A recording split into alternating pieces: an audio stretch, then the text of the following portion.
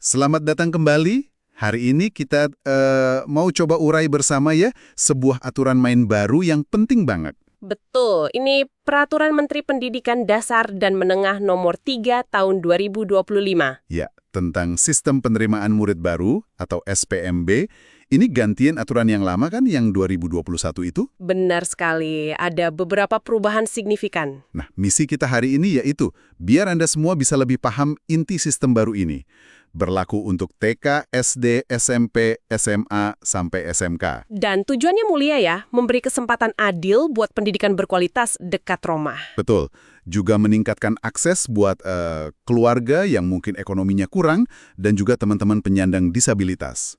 Plus mendorong prestasi juga. Iya, dan peran masyarakat juga didorong, itu ada di pasal 2 kalau tidak salah. Oke, kalau gitu kita mulai dari fondasinya dulu ya.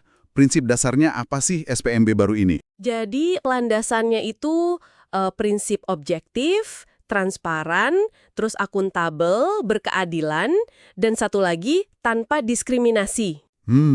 Oke. 5 prinsip utama ya? Iya, ini kan sejalan ya dengan amanat konstitusi kita soal hak pendidikan yang bermutu dan adil untuk semua. Jelas. Tujuannya jadi pemerataan akses ya, terutama yang dekat dengan domisili murid. Itu yang ditekankan di pasal 2A kalau nggak salah. Betul sekali, fokusnya ke sana. Nah, ini dia bagian yang paling ditunggu-tunggu pasti. Jalur penerimaannya untuk SD, SMP, dan SMA. Ada berapa jalur sih sekarang? Ada 4 jalur utama yang perlu Anda ketahui. 4 ya? Iya. Apa saja itu? Pertama, jalur domisili. Ini ya berdasarkan tempat tinggal. Oke, yang paling umum mungkin ya. Kedua, jalur afirmasi. Ini khusus untuk keluarga ekonomi tidak mampu dan anak penyandang disabilitas. Afirmasi, dicatat ya. Lalu? 3, jalur perpresi. Ini lihatnya dari capaian akademik atau non-akademik. Tapi, nah ini penting, jalur ini tidak berlaku untuk masuk SD. Oh, oke. Jadi prestasi itu mulainya dari SMP ya? Betul, untuk SD tidak ada. Yang keempat, itu jalur mutasi. Mutasi, karena pindah tugas orang tua atau lali ya? Atau anak guru? Tepat, karena perpindahan tugas orang tua wali atau kalau anaknya guru yang ngajar di sekolah itu. Oke, 4 jalur. Domisili, afirmasi, prestasi kecuali SD, dan mutasi. Nah, yang menarik pasti soal kuotanya nih. Gimana pembagiannya? Nah, ini dia yang seru. Presentasinya beda-beda antar jenjang. Untuk SD, itu domisili paling gede porsinya. Minimal 70%. Wow, 70%. Jelas prioritasnya kedekatan ya? Iya, sisanya afirmasi minimal 15% dan mutasi itu maksimal cuma 5%. Praktis SD itu fokusnya di domisili dan afirmasi. Lalu kalau SMP gimana? Nah, di SMP komposisinya berubah. Domisili jadi minimal 40%. Turun ya? Turun lumayan jauh ya dari 70. Betul. Tapi afirmasi naik jadi minimal 20% dan prestasi muncul minimal 25%. Mutasi tetap sama, maksimal 5%. Jadi di SMP mulai ada penekanan lebih ke prestasi dan afirmasi ya? Bisa dibilang gitu. SMA lebih berimbang lagi. Domisili minimal 30%, afirmasi juga minimal 30%, prestasi juga minimal 30%, mutasi tetap 5% maksimal. Wah, menarik ya. Jadi kelihatan polanya. SD fokus domisili, lalu SMP dan SMA porsi afirmasi dan prestasinya makin besar. Iya, ini kayak sinyal gitu ya. Setelah akses lingkungan di SD, jenjang selanjutnya lebih memberi ruang untuk pemerataan sosial dan penghargaan capaian. Masuk akal. Oke, setelah tahu jalurnya, sekarang syaratnya. Ini juga penting banget. Mulai dari usia dulu mungkin. Boleh. Usia ya. Untuk TK itu rentangnya 4-6 tahun. Kalau masuk SD, nah ini prioritasnya usia 7 tahun. Prioritas 7 tahun. Tapi minimal berapa? Minimal 6 tahun. Dihitung per 1 Juli ya. Tapi ada pengecualian. Bisa juga 5 tahun 6 bulan. Oh ya, gimana caranya?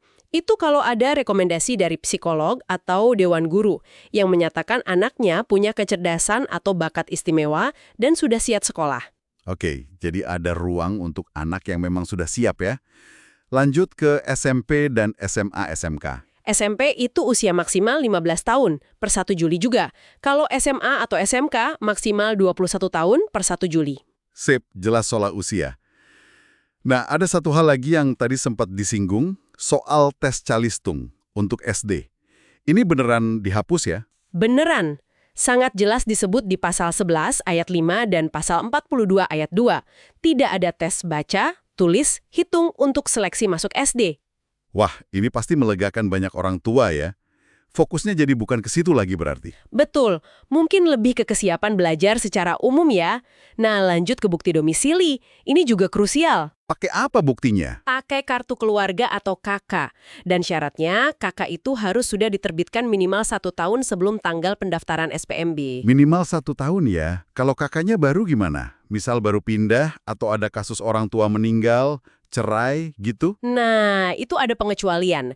Kalau kakak baru karena kondisi khusus tadi, atau karena bencana alam sosial, itu bisa diganti pakai surat keterangan domisili. Surat keterangan domisili dari mana? Dari RT atau RW, tapi harus dilegalisir oleh lurah, kepala desa, atau pejabat setempat yang berwenang. Yang penting lagi, ini harus dicek, nama orang tua di KK itu harus cocok sama nama di rapor atau ijazah anak sebelumnya, dan juga akta lahir. Oke, verifikasinya ketat ya berarti. Harus, untuk memastikan data domisilinya valid. Lanjut ke bukti untuk jalur afirmasi. Untuk afirmasi, buktinya itu harus kartu program penanganan keluarga tidak mampu dari pemerintah pusat atau daerah. Contohnya KIP, PKH gitu ya. Bukan SKTM biasa dari desa kelurahannya. Bukan, aturannya jelas menyebut kartu program pemerintah. Atau kalau untuk penyandang disabilitas, ya perlu bukti surat keterangan dari dokter, psikolog, atau kartu penyandang disabilitas resmi. Oke, jelas. Sekarang bukti prestasi. Prestasi ini bisa macam-macam. Bisa akademik, contohnya nilai rapor 5 semester terakhir, atau menang lomba sains tingkat nasional internasional. Kalau non-akademik? Bisa juga, misalnya pernah jadi ketua OSIS, ketua pramuka, atau menang lomba seni, olahraga, gitu. Tapi ini penting, semua bukti prestasi itu harus divalidasi. Validasi oleh siapa? Oleh Pemnya atau kementerian terkait, biar sah. Pemda juga diberi kewenangan kalau perlu bisa menamakan tes bakat skolastik atau tes potensi akademik untuk jalur prestasi ini. Oke, terakhir, bukti mutasi. Kalau mutasi, buktinya surat penugasan orang tua atau wali dari instansi lembaga perusahaan. Surat tugasnya itu maksimal 1 tahun sebelum pendaftaran ya, dan harus disertai surat pindah domisili orang tua dan anak. Kalau anak guru? Kalau anak guru, ya surat tugas orang tua sebagai guru di sekolah itu plus kakak. Lengkap ya. Syarat dan buktinya. Tadi sempat disebut beberapa kali peran Pemda.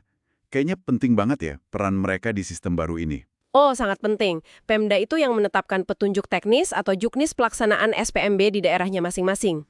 Termasuk soal zonasi itu ya?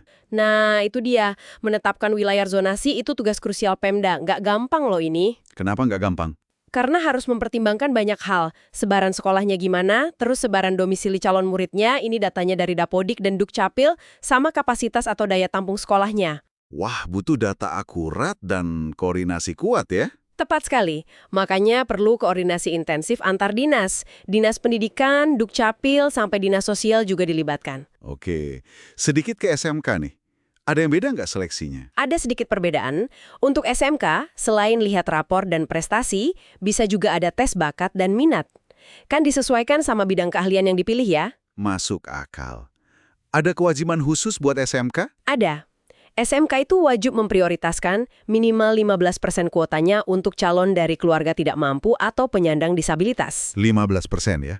Lumayan besar. Iya, dan satu lagi, SMK boleh memprioritaskan maksimal 10% untuk calon murid yang rumahnya paling dekat sekolah. Jadi ada sedikit porsi domisili juga, tapi tidak sebesar SD, SMP, SMA. Oke. Nah ini pertanyaan yang mungkin muncul di benak banyak orang tua. Gimana kalau daya tampung sekolah negeri itu penuh? Padahal anaknya memenuhi syarat. Tidak lolos seleksi di pilihan pertamanya, ke sekolah lain yang kuotanya masih ada. Termasuk ke sekolah swasta. Iya, termasuk ke sekolah swasta yang diajak kerjasama. Bahkan, ada klausul Pemda bisa memberikan bantuan biaya pendidikan kalau murid tidak mampu akhirnya masuk ke sekolah swasta tersebut. Wah, ini menarik. Tapi implementasinya gimana ya nanti di lapangan, kerjasama dengan swasta ini? Nah, itu dia tantangannya. Seberapa mulus kerjasama ini bisa berjalan, skemanya seperti apa, itu yang perlu kita lihat nanti. Ini membuka pertanyaan baru soal implementasi. Oke, jadi kalau kita rangkum nih, apa poin utama yang perlu Anda ingat dari obrolan kita? Intinya, sistem baru SPMB ini berusaha menciptakan proses yang lebih adil, lebih merata lewat 4 jalur tadi ya. Kuotanya jelas, syaratnya spesifik per jenjang. Dan ada penekanan kuat pada penggunaan data yang terintegrasi.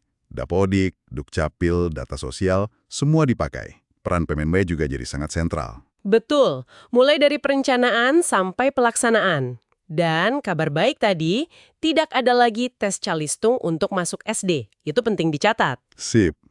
Nah, sebagai penutup, mungkin ada satu pemikiran terakhir buat pendengar kita renungkan. Mungkin ini ya, regulasi ini kan sudah menyediakan kerangka kerjanya, cukup jelas.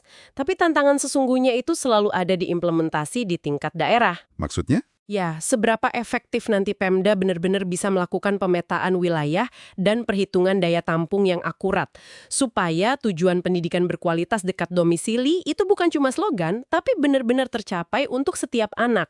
Apalagi mengingat kapasitas antar daerah bisa beda-beda ya, dan potensi orang mengakali data domisili walau ada verifikasi.